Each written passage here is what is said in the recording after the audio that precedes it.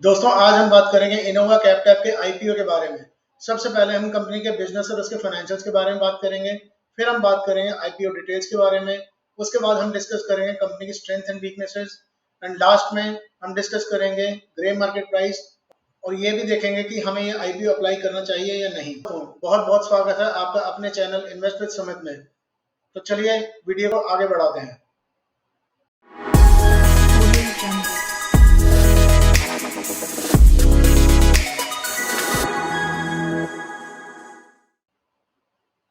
नमस्कार दोस्तों, बहुत बहुत स्वागत है आपका अपने चैनल इन्वेस्ट विद सुमित में। मैं हूं आपका दोस्त Sumit. So friends, Innova capital एक मुंबई बेस्ड फार्मास्यूटिकल कंपनी है जो 2005 में फॉर्म हुई थी। इनका main business drug manufacturing, distribution, marketing and exports of pharma products. ये सीडीएमओ कैटेगरी में फॉल करती है। ये लोग बड़े बड़े फार्मा जायंट्स जैसे सिप्ला, मैनकाइंड फार्मा, ग्लैनमार्क फार्मा, इन कंपनीज के लिए ड्रग्स मैन्युफैक्चरिंग का जॉब वर्क करती हैं। इसके अलावा ये domestic branded and generic medicine में भी डील करती हैं।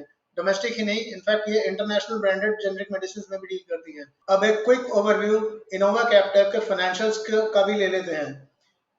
तो फ्रेंड्स, लास्ट 3 इयर्स में इनोवा कैपिटल के रिटर्न ऑन इक्विटी है 26.4% और रिटर्न ऑन कैपिटल एम्प्लॉयड है 24.2%, जो इंडस्ट्री स्टैंडर्ड के हिसाब से काफी कन्विंसिंग लगती है।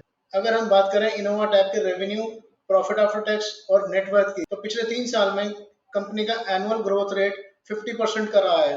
ये बात कर रहा हूँ मैं फाइनेंशियल ईयर 21 से 23 के बीच की। लेकिन अगर मैं कंपनी के डेट्स के बारे में बात करूं तो एक चीज मुझे बहुत अलार्मिंग लगती है। फाइनेंशियल ईयर 2021 में इनोवा कैपिटल का डेब्ट था 45 करोड़, जो कि फाइनेंशियल ईयर 2023 में हो गया 237 करोड़। अ steep growth of 84.4% in 3 years. ये चीज मुझे काफी अलार्मिंग लगती है। अगर हम बात करें कंपनी का रेवेन्यू, कंपनी की ग्रोथ और कंपनी का प्रॉफिट आफ्टर टैक्स, तो बहुत ही कन्विंसिंग है। ये आईपीओ लगाने लायक लगता है। सिर्फ एक ही चीज जो खटकने वाली है वो है कंपनी का डेट। इशू ऑलरेडी ओपन हो चुका है 21 दिसंबर को और ये क्लोज हो जाएगा 26 दिसंबर को।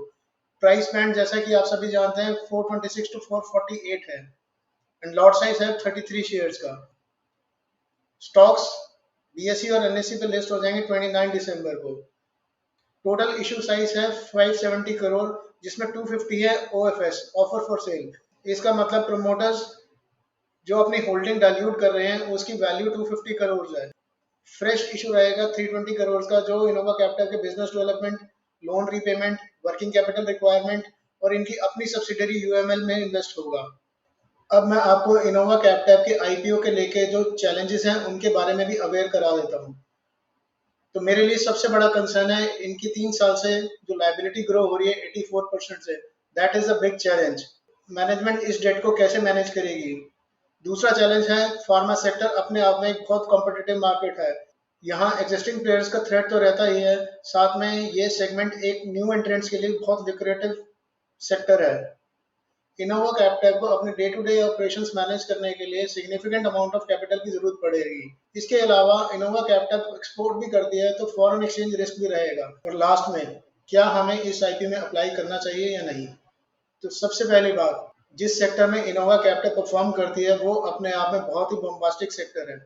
यहाँ डिमांड कभी कम नहीं होने वाली और टाइम के साथ साथ इसमें डिमांड ग्रो ही करेगी। सेकेंडली, इनोवा कैपिटल एक फास्टेस्ट ग्रोइंग सीडीएमओ है। इनके पास मेजर फार्मा प्लेयर से सिग्निफिकेंट डिमांड है। 2 से 5 साल के एग्रीमेंट साइन है सभी कंपनीज के साथ। कंपनी का स्ट्रॉन्ग कस्टमर बेस है। Cipla, Glenmark pharma, Mankind pharma जैसे बिग जाइंट्स इनके क्लाइंट हैं। और बात करें फाइनेंशियल्स की, तो पिछले 3 साल से कंसिस्टेंटली ग्रो कर रहे हैं। एक और चीज जो आपको बहुत ही ध्यान से नोटिस करनी चाहिए कि आज आईपीओ का सेकंड डे है और अभी तक 3.5 टाइम्स ही इशू ओवर सब्सक्राइब हुआ है। दूसरा, ग्रे मार्केट प्रीमियम कल 210 था, जो आज ड्रॉप होकर 100 रुपीज तक आ गया है। तो मेरी ओपिनियन ये है कि अभी आप 1 या 2 दिन वेट कीजिए, 25 दिसंबर तक वेट कीजिए। उसके बाद इसका over subscription rate and grey market premium को देखते हुए हम डिसीजन लेंगे कि क्या हम इस आईपीओ को अप्लाई करें या नहीं। Thank you. As a disclosure, I am not a SEBI registered investment adviser. Please consult your adviser before making any decisions. Thank you.